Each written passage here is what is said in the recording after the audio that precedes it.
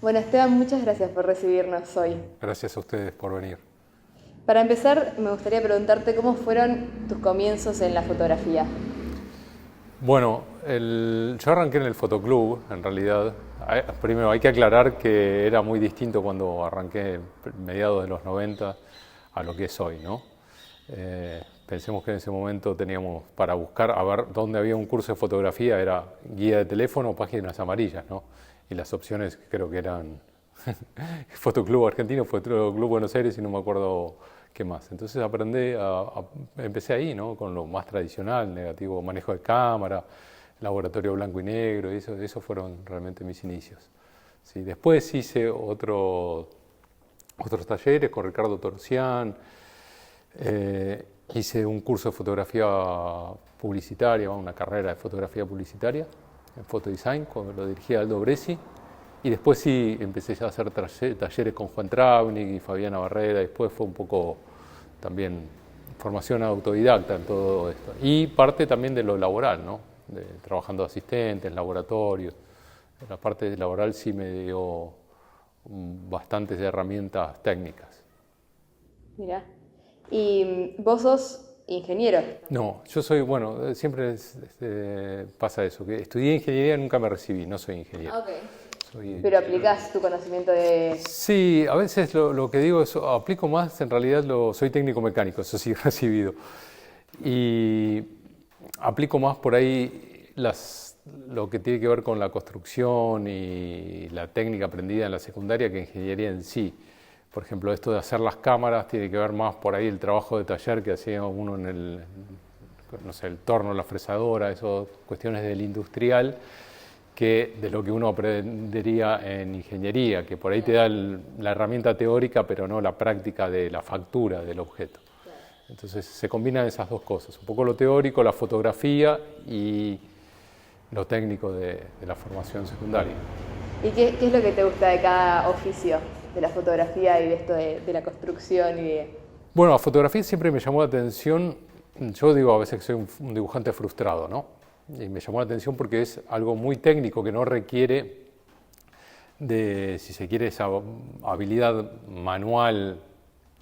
Bueno, la requiere hasta cierto punto, ¿no? Digamos, tenés que saber manejar una cámara rápido si sos un fotoperiodista, por ejemplo. Pero no requiere esa cuestión de psicomotricidad que te implicaría el dibujo, por ejemplo, el dibujo a mano alzada. Me llevo muy bien con las herramientas, el dibujo técnico, que tenés una escuadra, tenés una regla, tenés herramientas que te ayudan,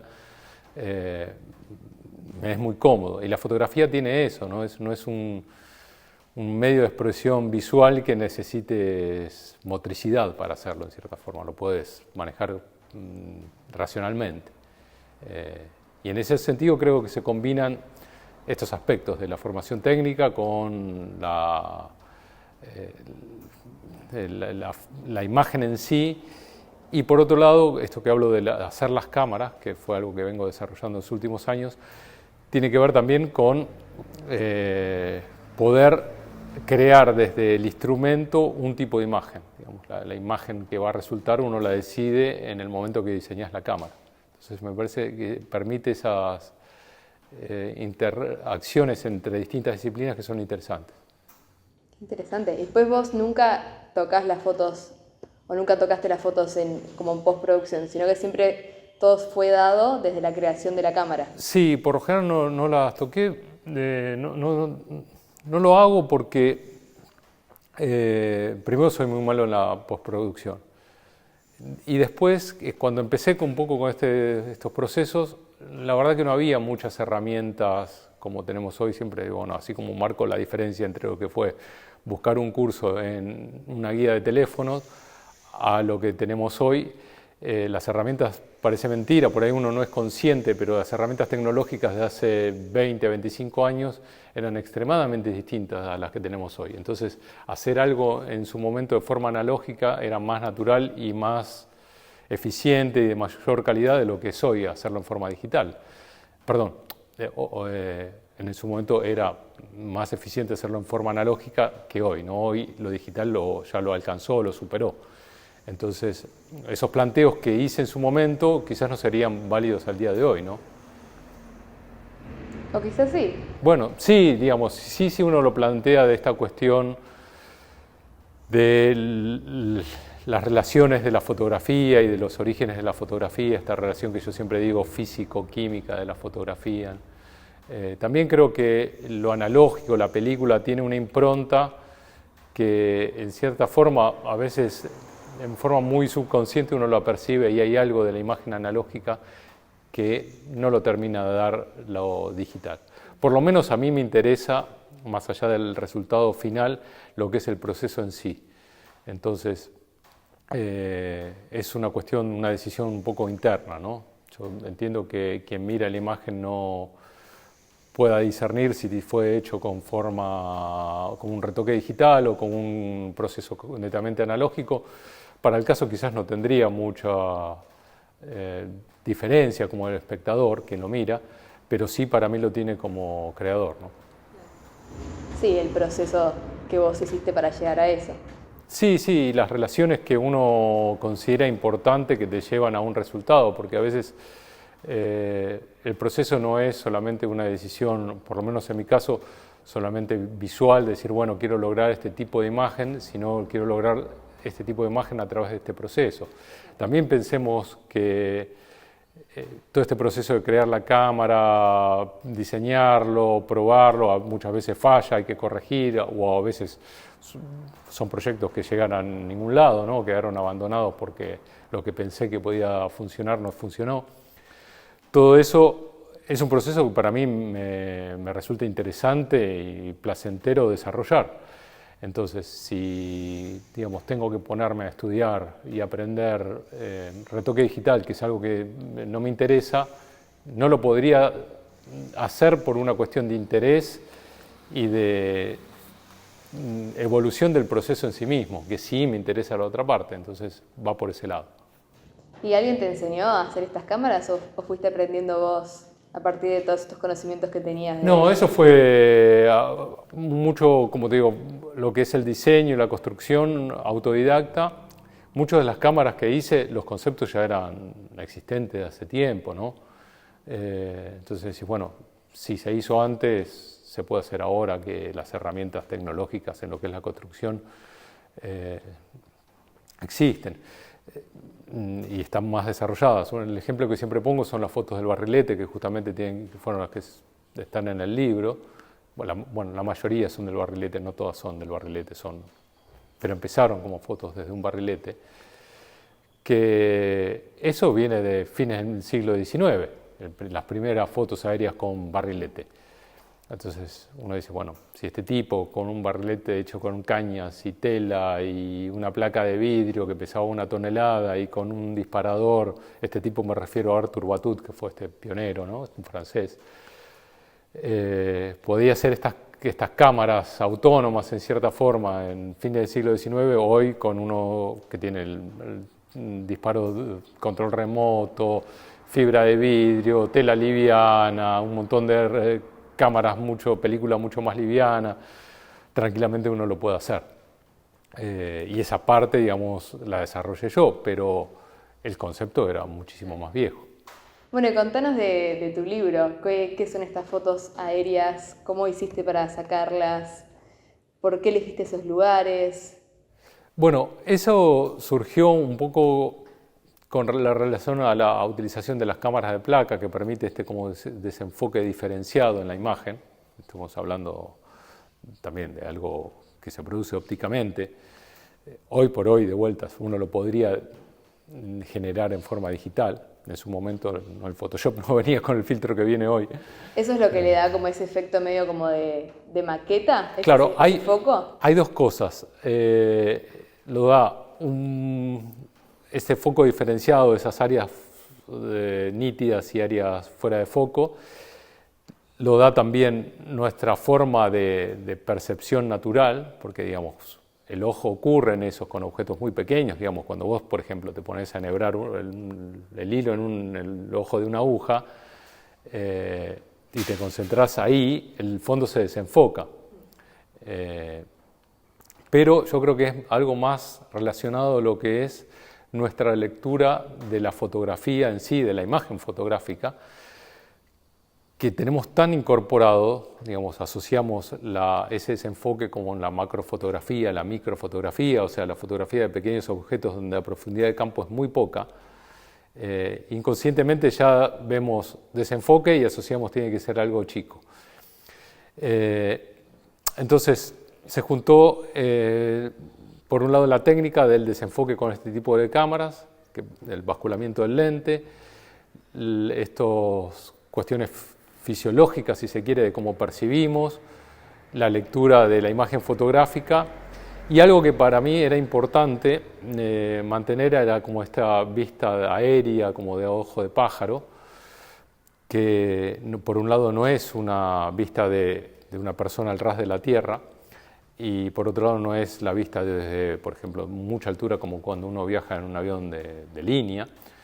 Había esa relación de cercanía, pero a la vez fuera del nivel del suelo, que lo que yo quería en cierta forma mantener era la relación cuando uno mira, por ejemplo, una maqueta de un tren o una, no sé, maqueta de un edificio que tenés, por decirte, no sé, una constructora, una inmobiliaria, que no la ves desde muy, muy arriba, pero tampoco la ves como si fueras una personita chiquita metida dentro de la maqueta. Mantener esa relación. Eso sumado a este efecto óptico me parecía que funcionaba bien al fotografiar espacios reales. Y estaba un poco también presente este doble juego de, por un lado, a primera vista decís es una maqueta, y por otro lado, cuando empezás a mirar los detalles de los elementos que conforman la imagen, decís, bueno, el pasto, la mancha, no sé, la suciedad en la rueda de un coche, decís, bueno, esto es muy, muy detallado como para que sea algo creado, como para que sea una maqueta. Entonces me interesaba esa doble lectura, ¿no? Que a pesar que uno diga, bueno, sí, no, evidentemente por el grado de detalle que hay no puede ser una maqueta, uno sigue viendo el efecto y dice, bueno, sí, pero parecen maquetas, ¿no? Me interesaba esta doble percepción que coexisten en la imagen. Me encantó ese efecto. ¿Y por qué elegiste esos lugares para generar esto? Bueno, creo que también había que elegir esos, volviendo a esta cuestión de maqueta de trenes, ¿no? Yo de adolescente hacía ferromodelismo, y para darte un ejemplo, y uno lo puede ver en muchas maquetas, decís, bueno, tenés la zona, en una maqueta que mide relativamente poco, tenés la fábrica, la ciudad, la montaña, el túnel, el lago, y decís, bueno, eso no coexiste en la realidad en forma tan compactada. En realidad es como si se hubieran tomado elementos de lo que es una urbanización o del paisaje en general, piezas de rompecabezas, y las pones en todas juntas y armás ese conjunto. Y la selección de fotos trabaja más o menos en ese mismo contexto. Hay zonas que son suburbanas, hay otras que son más urbanas, hay paisajes, pero tratando de crear esta idea de conjunto, de mundo un poco que no refiere a ningún lado, pero a la vez, a ningún lado en concreto, pero a la vez es familiar, ¿no? Porque toma elementos de todas partes. Y sí, elementos que en la imagen funcionaran como justamente este elemento de maqueta, ¿no? Es decir, bueno, los avioncitos, los trenes, hay mucho de eso. Y por otra parte, bueno, también estaban en el libro, como esa segunda sección, en que trabajaba con este efecto 3D, donde justamente el 3D estaba pensado para incrementar este efecto de profundidad, como si uno realmente estuviera viendo una maqueta. Bueno, acá no lo podemos explicar muy bien con palabras, pero cuando uno ve esas imágenes en 3D, ves que, bueno, esa función de escala también está en el efecto espacial creado con la fotografía estereoscópica, ¿no? ¿Y cuánto tiempo te llevó a hacer este libro? Bueno, la verdad que no tengo ahora memoria desde que arrancamos con Jean-Louis y Dudu a pensar la idea del libro. Fueron unos cuantos años, siempre dijimos, bueno, tenemos que hacer un libro, si estaría bueno hacer un libro. El proceso en sí de selección y de diseño, que lo hicimos con Fabio Mazzolo, no fueron muchos meses, creo que fue menos de un año, se resolvió bastante rápido.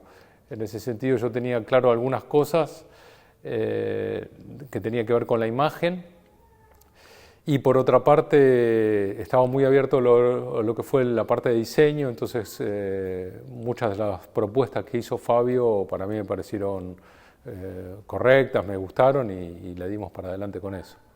Perfecto. Perdón, y volviendo atrás a lo de estas tomas de barrilete, me intriga un poco más el momento en que se toma esa foto. ¿Cómo es para vos? Vos tenés que elegir un espacio, salir, se tienen que dar ciertas condiciones, ¿no? Como tiene que haber un viento, tiene que haber... ¿Cómo es ese momento de tomar esa foto? Sí, tiene que haber unas condiciones meteorológicas que lo permitan. Eso es cierta intensidad de viento y cierta dirección del viento también, por ejemplo. Y siempre cito, hubo 2 casos acá que hice en esta zona, de acá de La Plata. Uno es en el taller del ferrocarril provincial, que ahí no hay mucho lugar de donde poder remontar el barrilete. Entonces tenía que venir el viento de cierta dirección para poder llevar la cámara sobre el lugar que yo quería.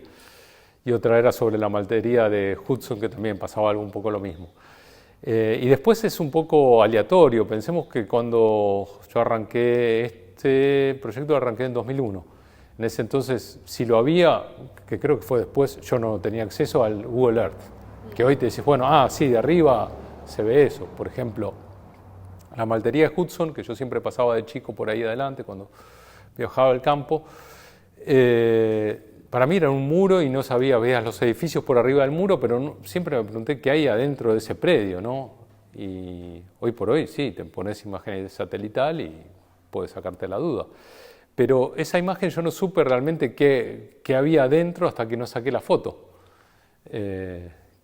Que para mí era una forma de observación, es como decir, bueno, automática, no sé, o extracorporal, no sé cómo llamarlo, porque es mandar la cámara, intentar apuntarla desde tierra como se puede, o como uno más o menos estima, pensar que no es como un dron que tenés la cámara que te manda la imagen en tiempo real y la ves en el celular, y disparar, bajar y ir a revelar, y ahí darte cuenta qué es lo que terminó saliendo.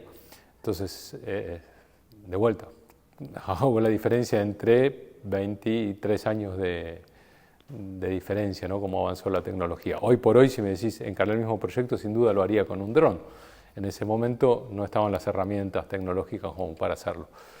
Entonces era un proceso bastante azaroso, ¿no? Porque primero no tenía control exacto del punto de toma.